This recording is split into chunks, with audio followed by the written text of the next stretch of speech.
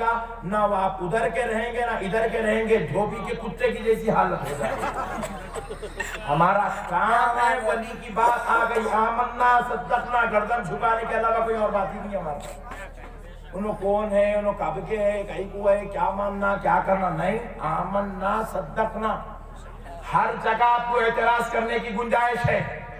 آپ جی S T پر اعتراض کرو، ہم آپ کا ساتھ دیں گے۔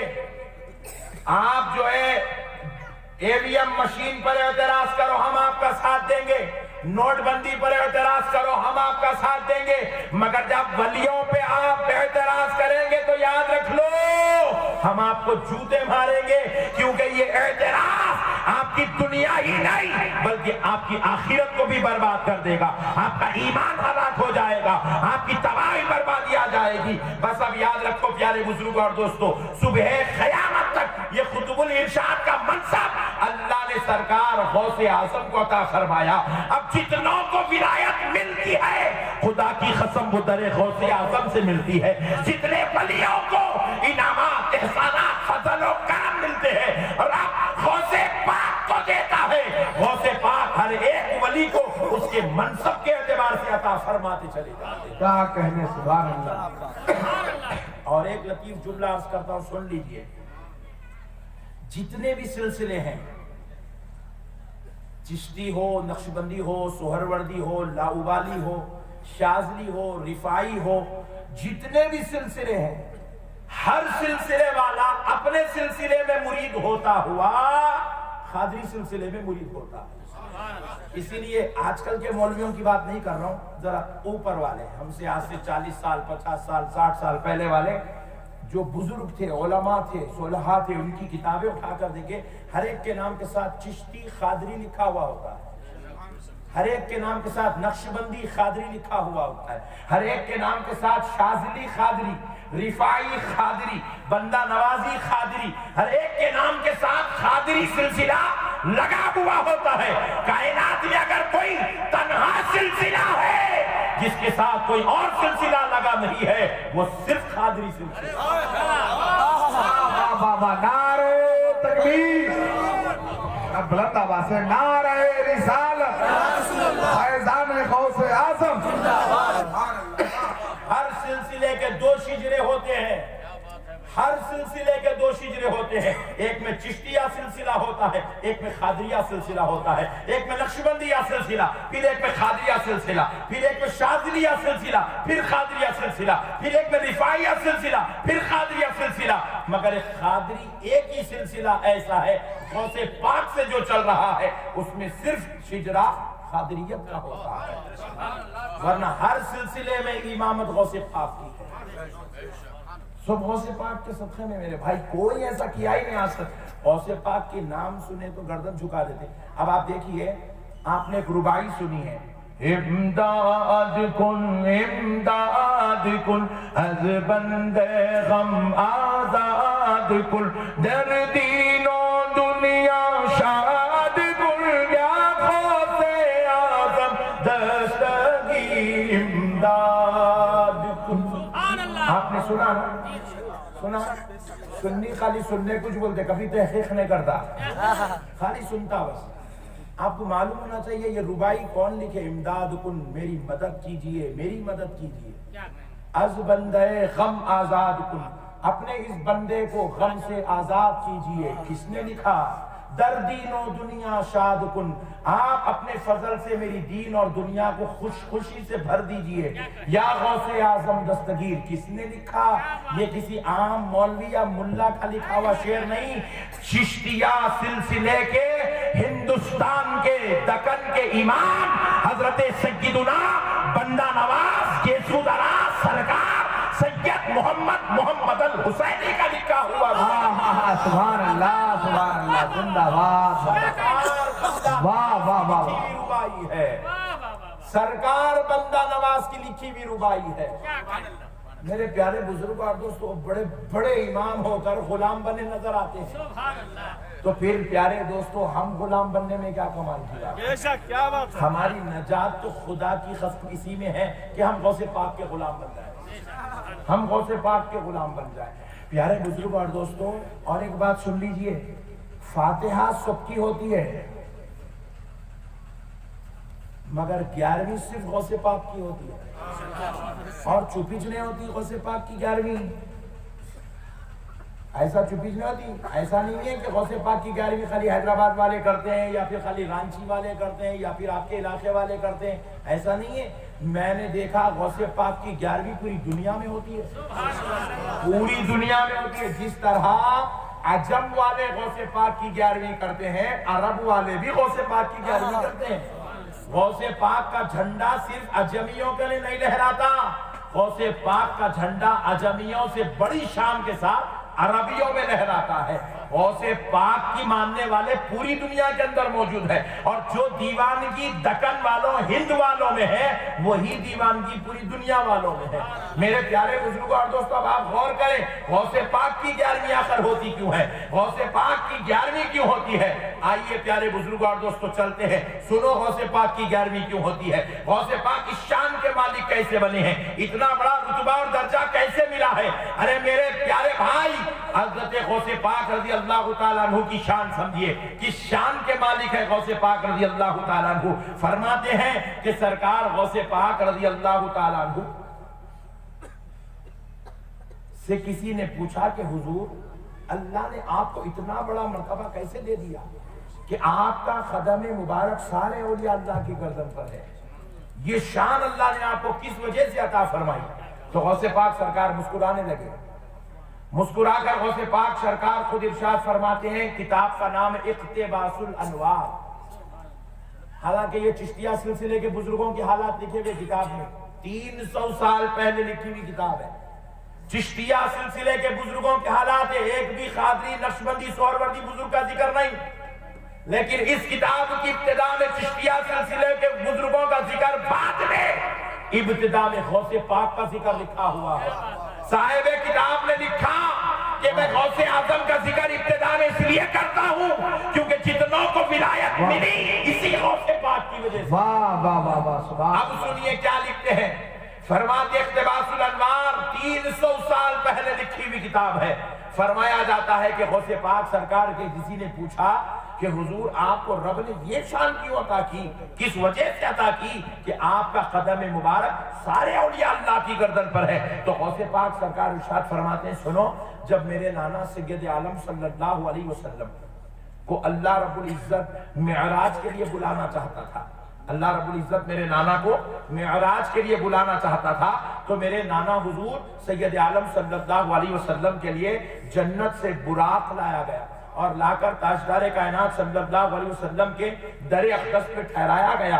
جبریل امین علیہ السلام نے حضور کو گھر کے باہر بلایا اور حضرت نبی پاک علیہ السلام جب تیار ہو کر باہر تشریف لائے تو آقا علیہ السلام نے جب دیکھا کہ براق کھڑی ہوئی ہے. اب اس کا تفصیل سے واقعہ ہے لیکن میں مختصر کر کے سنا رہا ہوں. فرماتے ہیں کہ براق کے پاس حضور تشریف لائے تو وہ براق اتنی بڑی تھی کہ اس پر بیٹھنے کے لیے کسی ایک ٹیبل یا کسی ایک چیز کی ضرورت تھی تاکہ اس پر قدم مبارک رسول رکھے اور دوسرا قدم براق پر ڈال دے. ہوتا ہے نا ہمارے پاس بھی دیکھیے گھوڑوں پر بیٹھنے کے لیے ایک فٹ ریس کا استعمال کیا جاتا ہے جس پہ پہلے پیر رکھتے ہیں پھر ویٹ لے کر دوسرا پیر ڈالا جاتا ہے. تو فرماتے ہیں کہ کوئی ایک فٹ ریس کی ضرورت تھی. تو فرماتے ہیں کہ جب نبی پاک علیہ السلام براق پر بیٹھنا چاہتے تھے جو آدمی کے خد کے برابر کی تھی، حضور اس پر بیٹھنا چاہتے تھے تو حضور نے براق کے اوپر ایسے ہاتھ رکھا اور اپنا قدم اٹھا کر دیکھا کہ میں اپنا پیر کہاں رکھوں تاکہ دوسرا پیر اٹھا کر براق پر ڈالوں. تو حضور نے جب نیچے دیکھا تو رب نے آواز دی، اے روح عبد القادر، آئے ہائے ہائے کیا کہنے، اے روح عبد القادر حاضر ہو جا، میرا مصطفیٰ ختم رکھنا چاہتا ہے، کیا کہنے زندہ باد. میرا حبیب قدم رکھنا چاہتا ہے، میرا محبوب قدم رکھنا چاہتا ہے. اللہ کا حکم ہوا میں عالم ارواح سے قدم مصطفیٰ کے نیچے حاضر ہو گیا، قدم مصطفیٰ کے نیچے حاضر ہوا. تو خدا کی قسم میرے نانا سید عالم صلی اللہ علیہ وسلم نے مجھ پر اپنا قدم مبارک رکھا اور پھر حضور نے دوسرا قدم براق پر ڈالا. اللہ اکبر. اللہ اکبر. فرماتے ہیں جب غوث پاک سرکار تولد ہوئے تو غوث پاک سرکار کی پشت اقدس پر یہ خدم رسول کا نشان مبارک موجود تھا. اللہ یہ ہے شان غوث اعظم. اسی لیے ہوتی ہے غوث پاک کی 11ویں پوری دنیا میں. ہر پیر کی فاتحہ پیر کے علاقے میں ہوتی ہے, میرے غوث کی فاتحہ پوری کائنات میں ہوتی ہے. یہ ہے غوث پاک سرکار. میرے پیارے بزرگ اور دوستو, پھر آپ اور آگے دیکھیں, فرماتے ہیں پھر حضور پاک علیہ السلام کی سواری زمین سے نکلی, مکہ مکرمہ سے نکلی, اور حضور بیت المقدس شریف وغیرہ سے ہوتے ہوئے آقا علیہ السلام اب اپنے رب کے دربار عرش بری پر پہنچنے والے ہیں. عرش بری پر نبی محترم صلی اللہ علیہ وسلم بالکل اب عرش پر جلوہ گر ہونے والے ہیں. حضور نے دیکھا عرش کے بازو میں ایک ہرے رنگ کا حجرہ بنا ہوا ہے. ہرے رنگ کا. کون سے رنگ کا؟ ہرے رنگ. ذرا زور سے بولے. ہرے رنگ کا حجرہ بنا ہوا ہے. حضور سید عالم صلی اللہ علیہ وسلم نے پوچھا, اے اللہ, جب میرے بعد کوئی پیغمبر آنے ہی والا نہیں ہے تو پھر یہ حجرہ کس کا ہے؟ تو کہا ہے پیارے محمد صلی اللہ علیہ وسلم, میرے محبوب, آپ جب سفر کی ابتدا فرما رہے تھے معراج کے لیے, تو آپ کے قدم مبارک کے نیچے جس عبد القادر کی روح نے خدمت کا شرف حاصل کیا, محبوب, وہ آپ کی نسل پاک میں پیدا ہونے والے ایک عظیم سپوت ہے. اور پیارے مصطفیٰ, وہ آپ کی امت کے اولیاء کے سردار ہوں گے. یہ حجرہ ہم نے ان کے لیے بنایا. آئے کیا کہتے ہیں؟ نعرہ تکبیر, بلند آواز سے نعرہ رسالت, فیضان غوث اعظم, شہزاد گان غوث اعظم. یہ ہے غوث پاک سرکار. وہاں بھی ان کا حجرہ ہرے رنگ کا تھا, اسی لیے غوث پاک کا جھنڈا بھی ہرے رنگ کا ہے. دیکھو, ہر ایک کا ایک رنگ ہوتا ہے, ہر ایک کا ایک رنگ ہوتا ہے. پیارے بزرگ اور دوستو, دیکھیے گا, کوئی آدمی دواخانے کو چلا جائے, دواخانے کو, تو وہاں پر جو پردے لگے ہوئے ہوتے ہیں ڈاکٹر کے پاس, وہ پیلے رنگ کے نہیں ہوتے, لال رنگ کے نہیں ہوتے, ہرے رنگ کے ہوتے. کیوں؟ ہر ڈاکٹر کا نہیں, رانچی کا ہو, حیدرآباد کا ہو, کہیں کا بھی ہو. میں سعودی کو بھی گیا تو مان دیکھا ہرے رنگ کے لگا, ہم کم سے کم یہاں تو مان لے. ہرے رنگ کا کیوں لگا تھا؟ ہمیں پوچھا کالے رنگ کا لگانا تھا, لال رنگ کا لگانا تھا. تو رنگوں کی کیفیت ہوتی ہے. لال رنگ کیا کرتا؟ آدمی کے جذبات کو ابھارتا, آدمی کے جذبات کو. اسی لیے آپ کربلا چلے جاؤ, لوگ لال رنگ بہت استعمال کرتے تاکہ وہاں ٹھنڈا بھی آئے تو گرم ہو جانا ہو. امام حسین کی محبت میں, مولا حسین کی محبت میں لوگ گرم ٹھنڈا ہونے لگے تو ہمیشہ گرم رکھتے. وہ پوری گرمی 10 محرم کو نکالتے نا, پیٹ پیٹ کے. بات سمجھ میں آئی آپ کو؟ ان لوگ کبھی ٹھنڈا ہونے نہیں دیتے, ان کی اپنی کوالٹیز ہے. وہ یہ ایک ہی حوالہ ہے دنیا میں سنی جو چپ ٹھنڈا ہوتے رہتا ہے. ہمارے پاس گرم ہونے کا نہیں ہے, ٹھنڈے ٹھنڈے ٹھنڈے. انہیں تو 40 دن تک گرم ہوتا رہتا, 4 مہینے تک گرم ہو رہا. انہیں سعودی کا ریال لے کے گرم ہو جا رہا, اور ٹھنڈا پڑتے ڈالر دے رہے اور گرم ہو جا رہا. ہمارے پاس فاتحہ کا کھاتا ٹھنڈا ہو جاتا, 11ویں کھاتا گرم ہوتا, دوسرے دن ٹھنڈا ہوتا, 12ویں کھاتا گرم پھر ٹھنڈا ہوتا. پھر جلسہ کرنا, پھر بلانا, گرم کرنا, پھر چھوڑنا, پھر دوسرے پھر ٹھنڈا پڑ جاتا. تیری کیا. اسی لیے پوری جماعت والے کیا کرتے ہیں, بولے حولے پورے سنیوں میں ہیں. اسی لیے آپ غور کر کے دیکھو, تبلیغی جماعت والا اہل حدیث پہ محنت نہیں کرتا, اہل حدیث جا کے جماعت اسلامی پہ محنت نہیں کرتا, جماعت اسلامی والا جا کے شیعوں پہ محنت نہیں کرتا, شیعہ جا کے قادیانی پہ محنت نہیں کرتا, مگر پوروں کو دیکھو اہل سنت پہ محنت کرتے. جتوں کو کھٹکے مارنا ہے انہیں سنی کے گھر پہ آتا, جتوں کو جو ہے نیچے سے اوپر لانا ہے انہیں سنی کرنے آتا, جتوں کو بلیڈ دے کے تڑی دسمہ پڑی کرانا ہے انہیں سنیوں کے پاس آتا. پورے سنیوں کے پاس, کیونکہ سن لو مانو سنی ٹھنڈا اولا. جو بولے رات میں نقشبندی صاحب کا بیان سنتا ہوں, کیا بیان کروں ایسا بولتا. دوسرے دن جا کے دکان کھول کے بیٹھتا, بیٹھتے میرے بازو والا ہوتا ہے, اللہ کے دین کی بات نہیں, تھوڑا بیان تشریف لایا, 3 دن لکھا دینا, لکھ 3 دن نام لکھ دیے. رات میں یوں بھی کر رہا, دن میں یوں بھی کر رہا, بہت خطرناک ہے یہ. پورے سنیاں چلتے بول آخری بھولے پورے سنیوں میں سے اس لیے علماء اکرام اتنے پیسے خرچہ کرتے، اتنے ٹینشن نہ لیتے، پرمیشن نکالتے، جھگڑے کرتے، لفڑے کرتے، پروگرام کرتے. کیوں کرتے؟ اپنا مقام منوانا نہیں ہے، پروگرام اس لیے کرتے آقا کی امت کا ایمان بچانا ہے. آقا کی امت کا ایمان بچانا ہے.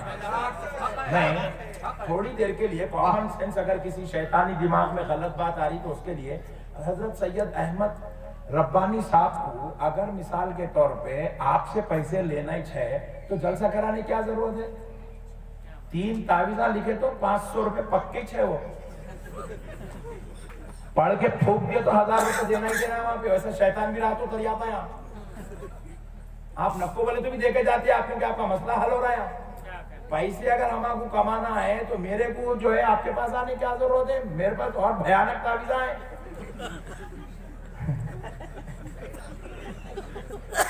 تو میں دیتا نہیں ہے بول کے آپ حضرت کو چھوڑ کے میرے پیچھے آ جائیں گے، وہ الگ نہیں. تو پیارے دوستوں میں دیتا کرتا نہیں تعویذہ وغیرہ، مگر بتا رہا ہوں ہم آپ کو کمانا ہے. بہت سارے سورسز ہیں. یہ اتنی دور حیدرآباد سے رانچی کو آؤ، رانچی سے حیدرآباد کو جاؤ، وہ ٹینشن رات بھر جگو، ٹینشن مصیبت، سب ضرورت نہیں ہے. خدا کی قسم کوئی تم سے پیسے لینے جلسہ نہیں کرتا، کوئی تم کو مرید بنانے بلا کے نہیں بٹھاتا. اس لیے بٹھاتا ہے تاکہ آئے ہیں تو نانا کی امت کے ایمان بچانے کا کام کر کے نانا کی امت کا ایمان بچانے کے لیے یہ دن رات تڑپ رہے ہیں. یہ بڑے بابا کے بیٹے ہیں، ان کو تمہاری ضرورت نہیں ہے. خدا کی قسم یہ خدمت صرف نانا کی امت کی خاطر کر رہے ہیں، نانا کی امت کی خاطر خدمت کر رہے ہیں. میرے پیارے بزرگوں اور دوستو الغرض یاد رکھیے گا. تو اب دیکھیے ہر ڈاکٹر کے پاس ہرے کا رنگ کا ہے. کیوں؟ ہرا رنگ اس لیے لگایا جاتا ہے کہ ہرے رنگ کو دیکھے تو پریشر والے کا پریشر ڈاؤن ہو جاتا، ٹینشن والے کا ٹینشن ختم ہو جاتا، کسی کی پھری بھی رہی ہرا رنگ دیکھا تو ٹھنڈا پڑ جاتا. اسی لیے مدینے والے مصطفیٰ کی گنبد کا رنگ بھی ہرا ہے.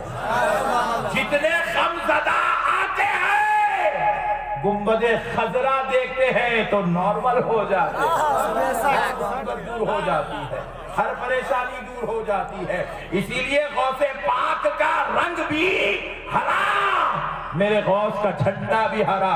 ہرے جھنڈے کے شہزادے میرے پیر دستگیر.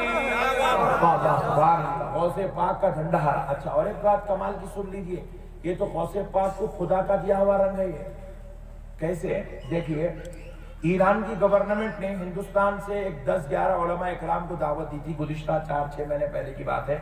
اس میں اس گناہگار کا بھی نام تھا. تو ہم بھی ایران کی گورنمنٹ کی دعوت پر ایران گئے.